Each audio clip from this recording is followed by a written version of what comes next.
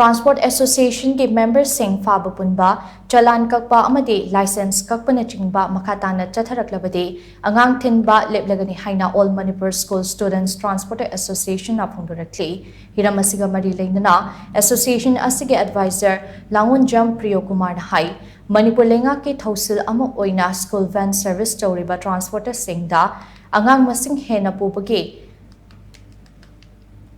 Namada lambi lamkhangda khamduna TR Challan Kakpa natana license Phaba kakpagi thabak chatharaklabadi haiba wafam lakliba se nungaite lengakna lokalakliba thaurang ase thagatli amade masida association na mateng pangane tawbadabu association asigi makhada leiriba transporter singna pangthokliba thabak ase lengak amade mari leinaba singa munna khangminaba mathau tai lengakna lokalakliba thabak thauram sing ase mangjongna association ga pau faunaduna pangthokpa ama oiramlabadi hena nungairamgadabane school ge angang thinba ge thabak ase chehi nifu ge mamangdagi chathaduna laklabane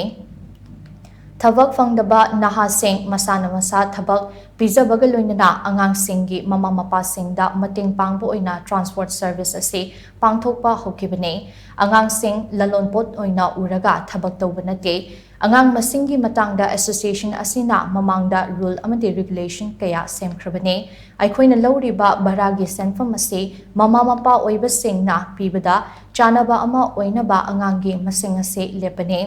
Hauzik lengakna lokalakliba thausil asida association na ayat papiba leite tawbadabu lengakna association ga punna phaminaduna tanamina ba amadi mathautai karigumba association asina hairiba sing ase lengakna tabidana association asige members sing Phaba punba Challan Kakpa amadi license kakpa nachingba makhatana chatharaklabadi hiram asige Matangda lengaka yanaba puraktriba fauba transporter sing Angang Thinba Leplagani masida parents guardian amadi mari leinaba singna lana lobi kanu haina mahakna makata ke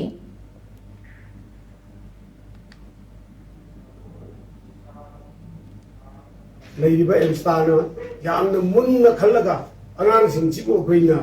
ekoigi lalun put amoina udaga tawbunat jadi ekoina tawriba thabak tawbun punamag ase angang singchi isu yamna welfare riba parents sing dasu awana leitana macha thinuk tidingi thabakta awaba apanba karigumba amatta yaudana makoina tawgudorba service atuda ekoina ngamjaba mating pangaga madudagi phangpa khara aduna ekoigi family jeran tawjege aduna matam amada ekoi thabak thorum phangdaba sarkar gi thabak tanajargasu phangdaba adugumba expected toiba adugumba nahang atna oidaga tawpadagi huji chahin pu mataba ji sangna adugumba self employed tawdala abo kanguni tawdabu emstar ga phaminaraga hairiba local ei thabak thorum sida munna ekoi unna mari leinariba authority gi mi singduga aduga koi emstar gi leijariba office bearers sing asiga phaminadana tawlakadurga thabak thorum purama ase punna tanaminaraga local pinana baina emstar gi maiki dege hajari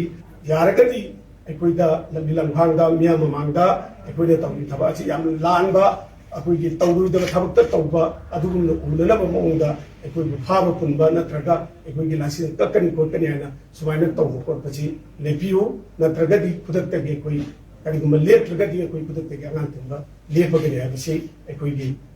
maigi haijari masida awana ekoina angang thinba lekibda khudungchadaba parenting da abadi mari leinari singda chungsoi chodena tholakani hairiba tholi khudingma ado mayamna ekoigi awaba si hirga ekoibu operation pibida bidamta amkana emsagi maiki haijari